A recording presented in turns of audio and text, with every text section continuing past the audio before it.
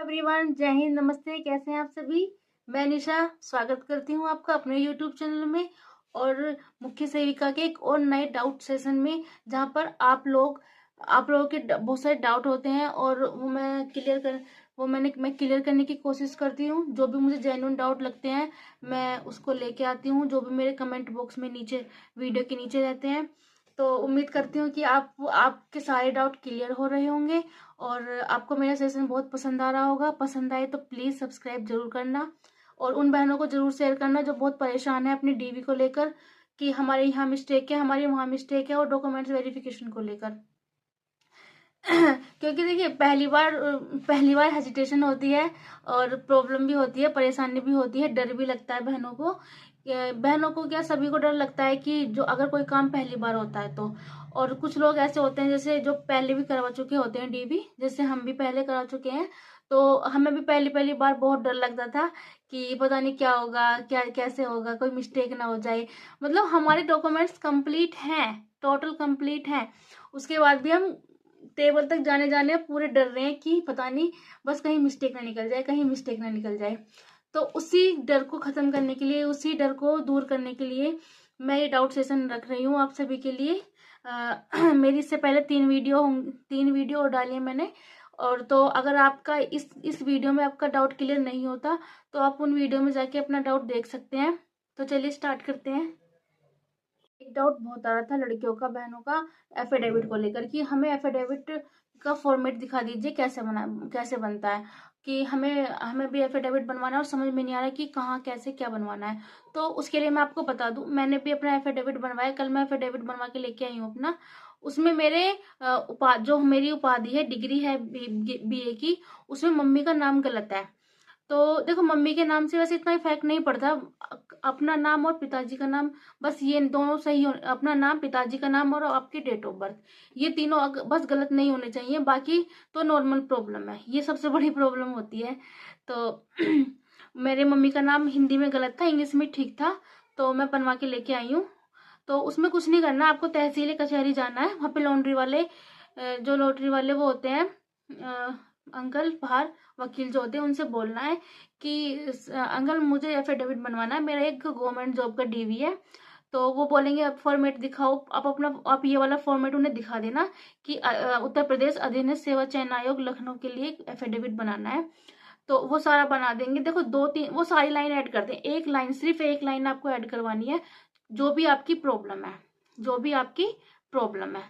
पहले ये वीडियो देखो, उसके बाद पहले ये वाली क्लिप देखना, उसके बाद बताना। एफिडेविट है जो मैंने बनवाया था, मेरी जो मिस्टेक थी वो डिग्री में मम्मी के नाम में हिंदी की टाइपिंग में मिस्टेक थी, इंग्लिश का ठीक था। वैसे मुझसे कहा था कि कोई प्रॉब्लम नहीं होगी, लेकिन मैं फिर भी बनवा लेती हूँ क्योंकि कहीं ना कहीं प्रॉब्लम हो जाती है, क्योंकि ज़्यादातर ना ऐसा होता है कि इंग्लिश की ही टाइपिंग देखते हैं। तो ये मैंने एफिडेविट बनवाया 10 रुपये का स्टाम्प पेपर का। अब आप बोलोगे कि 10 रुपये नहीं छप रहे, ये वाला स्टाम्प नहीं है। देखिए, ये है डिजिटल, यहाँ पे स्टाम्प ड्यूटी पेड 10 रुपये लिखा है ना ओनली। ये कंप्यूटर से निकला होता है, आज के टाइम में ऐसा ही निकल रहा है। तो इसमें हमें क्या करना है, वो सारा खुद निकाल के देंगे जब तुम उनसे बोलोगे। इसमें लिखना है सबसे ऊपर, शपथ पत्र, उत्तर प्रदेश अधीनस्थ सेवा चयन आयोग लखनऊ, यहाँ तक उन्हें पूरा फॉर्मेट दे देना है। समक्ष शख्स अधिकारी महोदय, शपथ पत्र में मिन जनीब कुमारी मेरा नाम है, पुत्री मेरे पापा का नाम है, निवासी इनायतपुर, तहसील गढ़मुक्तेश्वर, जिला हापुड़।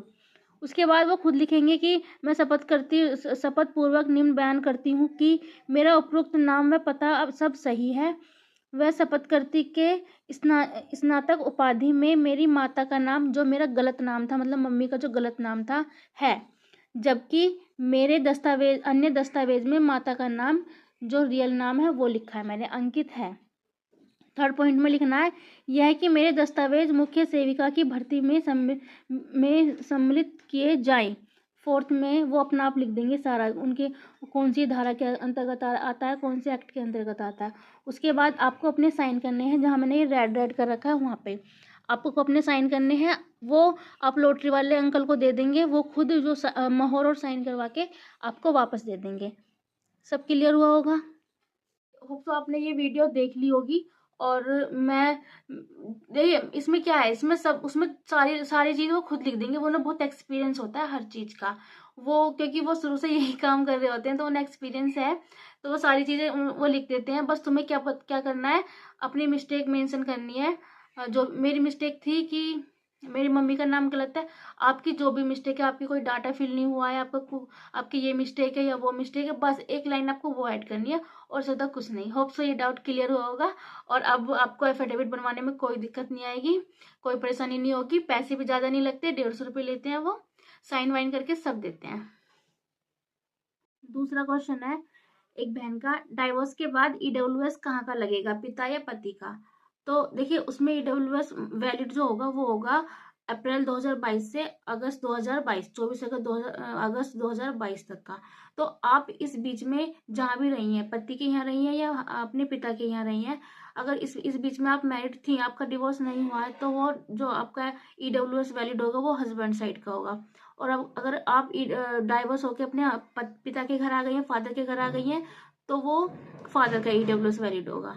तो इसका डाउट क्लियर हो गया होगा। ईडब्ल्यूएस की बहुत दिक्कत आई है बहनों को कि पिता पक्ष का लगाएं, पति पक्ष का डाइवोर्स है तो कहाँ का लगाएं, और बहुत सारी चीजें। अब दूसरा क्वेश्चन है, मैंने फॉर्म में फादर के नाम फिल किया था और रिजल्ट भी पिता के नाम से आया है, आधार कार्ड पति के नाम से, तो कोई दिक्कत नहीं होगी। देखिए आधार कार्ड से कोई दिक्कत नहीं होगी, आधार कार्ड सिर्फ आपके आइडेंटिटी के लिए प्रूफ होगा वहाँ पे। और अगर आपने पिता की डाटा फिल किया है और केवल आधार कार्ड की प्रॉब्लम है तो कोई प्रॉब्लम नहीं होगी। आधार कार्ड में चाहे कुछ मतलब आधार कार्ड शादी के बाद पति पत्नी वाला ही होता है, तो उससे कोई दिक्कत नहीं होगी। नेक्स्ट क्वेश्चन है, मेरा फॉर्म में 10th का स्कूल नाम गलत भरा है तो उसके लिए क्या करूं? निवास में लोकल एड्रेस अलग है और स्थायी निवास का एड्रेस अलग है, तो क्या करना है? देखिए इसके लिए आपको कुछ नहीं करना, और अगर हाई स्कूल की मार्कशीट में आपका स्कूल का नाम गलत है तो उसकी इतनी जरूरत भी नहीं है एफिडेविट। देखिए एफिडेविट की जरूरत केवल मोस्टली बता रही हूँ मैं, नाम जैसे अपना नाम गलत, खुद का नाम गलत नहीं होना चाहिए, पिताजी का नाम गलत नहीं होना चाहिए, माता का नाम गलत नहीं होना चाहिए, और आपकी डेट ऑफ बर्थ गलत नहीं होनी चाहिए। बाकी सब कुछ चल जाता है, ये बस ये मेन चीजें होती हैं। और रही बात एड्रेस की, तो आप जो ये प्रपत्र मिले हैं हमें 1st, 2nd, 3rd और 4th, उसमें लिखा हुआ है कि आप अपना वो पता भरें जो जहाँ से आयोग या विभाग आपको पत्र प्रचार कर सके, आपको डॉक्यूमेंट्स भेज सके, जो उनका पत्र का लेन देन होता है वो कर सके। तो आपको बस वहां पे ध्यान देना है कि आपको कौन सा अपना पता एड्रेस फिल करना है जहाँ पे आप रहोगी और रह रही हो। अब नेक्स्ट क्वेश्चन है, मैम 12th ग्रेजुएशन गैप है तो एफिडेविट बनवाना पड़ेगा? जी नहीं, इसके लिए एफिडेविट की जरूरत नहीं होती। अगर आपका गैप हो गया है तो उसके लिए कोई डरने की बात नहीं है, कोई जरूरत नहीं है, ना ही एफिडेविट की ना ही डरने की, क्योंकि गैप देखिए हो जाता है, उन्हें केवल आपकी पासिंग डिग्री से मतलब है। आपने 10 साल बाद करी, आपने 5 साल बाद करी, आपने 6 साल बाद, 2 साल, उन्हें कोई फर्क नहीं पड़ता। वो केवल आपका क्या देखेंगे, आपकी पासिंग डिग्री होनी चाहिए, आपके पास आपकी डिग्री होनी चाहिए, इसमें आप पास हो, ठीक है, और जो वैलिड हो वहां पे जो उन्होंने मांगी एलिजिबिलिटी को लेकर। अब नेक्स्ट क्वेश्चन है, मेरा फॉर्म मैरिड है बट फॉर्म में फादर के नाम है, कोई दिक्कत तो नहीं है? सारे डॉक्यूमेंट्स हस्बैंड के नाम से, ईडब्ल्यूएस भी, बिल्कुल भी कोई दिक्कत नहीं है इसमें। अगर फॉर्म पिता के नाम से भरा हुआ है तो उसमें कोई दिक्कत नहीं है, उसमें ईडब्ल्यूएस की ही दिक्कत होती है कि हस्बैंड का होना चाहिए। और अगर आपके पास हस्बैंड का डॉक्यूमेंट्स है तो इस बिल्कुल भी डरने की जरूरत नहीं है, ना ही घबराने की जरूरत है, ना ही कोई प्रॉब्लम है, वो सब क्लियर हो जाएगा वहां पे। नेक्स्ट क्वेश्चन है, हम कुछ लोग रिट डाल रहे हैं, क्या होगा? और वो पैसे भी मांग रहे हैं। देखिए इसके लिए वो वाली कहावत सुनी है आपने, अब पछताहोत का जब चिड़िया चुग गई खेत, तो वही चीज है, इनका मुद्दा है नॉर्मलाइजेशन को लेकर। नॉर्मलाइजेशन देखिए जब नोटिफिकेशन आउट हुआ था तो उसमें साफ साफ लिखा हुआ है कि हम कॉलेज नहीं मिलने पर वो 2 शिफ्ट में पेपर करा सकते हैं, और अगर पेपर 2 शिफ्ट में होगा तो नॉर्मलाइजेशन भी होगा। तो तब क्यों नहीं आवाज उठी इस नॉर्मलाइजेशन को लेकर, जो अब उठ रही, क्योंकि उन्होंने तो साफ साफ नोटिफिकेशन अपना दे दिया। अगर ये लोग कोर्ट भी जाते हैं नॉर्मलाइजेशन को लेकर तो कुछ नहीं होगा, क्योंकि आयोग वहां पेश कर देगा कि हमने नोटिफिकेशन में साफ साफ लिखा था। ऐसा नहीं कि हमने बिना बताए नॉर्मलाइजेशन किया है, या बिना बताए हमने 2 शिफ्ट में पेपर करा दिया, या बिना बताए हमने नंबर ऊपर नीचे कर दिए। और नॉर्मलाइजेशन का मतलब ये होता है कि कोई शिफ्ट इजी है या कोई शिफ्ट हार्ड है, इजी को थोड़ा नीचे लाएंगे और हार्ड को ऊपर ले जाएंगे। नॉर्मलाइजेशन का मतलब इतना होता है। तो इसमें चैलेंज करने का कोई मतलब नहीं है। रही बात दूसरी कि वो पैसे भी मांग रहे हैं। देखिए अब यहाँ पे ना चलेगा स्कैम लड़कियों, क्योंकि पास होने वाली मात्रा कम होती है और फेल होने वाली मात्रा ज्यादा रहती है। पास होने वाली मात्रा 5 या 10% ही होती है, बाकी सब फेल होने वाले होते हैं। तो अब ये उन लोगों को पकड़ेंगे ना जो जहाँ संख्या ज्यादा है। अब वहां पे संख्या ज्यादा है तो उन लोगों को अट्रैक्ट करेंगे अपनी तरफ कि तुम्हारा नहीं हुआ, तुम कोर्ट चलो, ये चलो, इस भर्ती को रुकवाओ, ये रुकवाओ, वो करो। तो वो उसके नाम पे पैसे लेंगे। जब हमें पता था हमारा होगा, हमने स्टे हटाने के लिए कलेक्ट किए, लेकिन हमने इतने भी नहीं किए थे। उनकी डिमांड है 5,000 पर पर्सन फीस जज की, मतलब वकील की।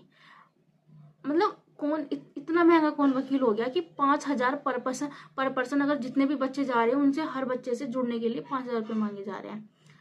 हमने भी स्टे हटाने के लिए अपना कोर्ट केस लड़ा था। तो दूसरी बात, अब यहाँ पे स्कीम चलेगा, वो तुम्हारे पैसे इकट्ठे करेंगे और 2-3 डेट लगवाएंगे और खारिज करवा के केस को और निकल लेंगे। ना ही आपको कुछ पैसा मिलेगा, ना ही आपको ये वैकेंसी मिलेगी।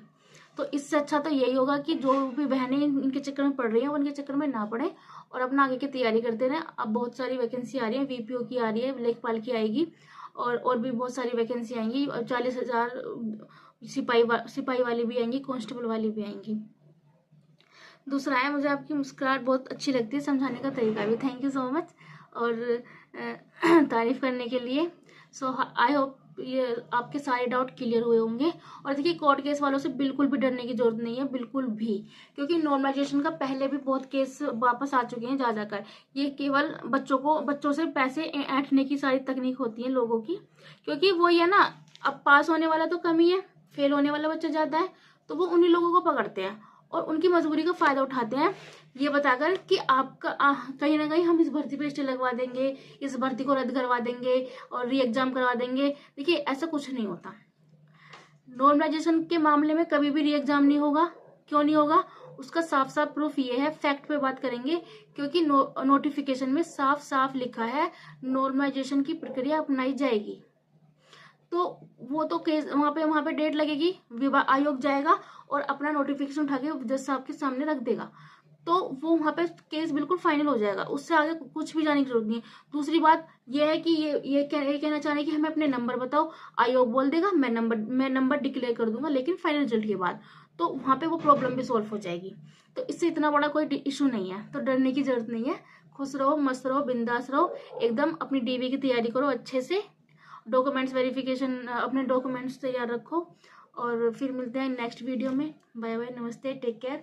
और वीडियो अच्छी लगी हो तो सब्सक्राइब जरूर करना, शेयर जरूर करना, और कोई भी डाउट हो तो कमेंट बॉक्स में जरूर लिखना। मैं दोबारा एक दूसरी वीडियो लाके उन्हें सॉल्व करने की पूरी कोशिश करूंगी। और नेक्स्ट वीडियो में लेके आऊंगी प्रपत्र पर, जो भी हमारे प्रपत्र निकले हैं उसके नीचे, एडमिट कार्ड के नीचे मैं उसे भरते हुए अपना खुद का लेके आऊंगी, तो सारे बहनों का डाउट वहाँ क्लियर हो जाएगा कि वो कैसे भरना है, कैसे नहीं भरना। Bye bye.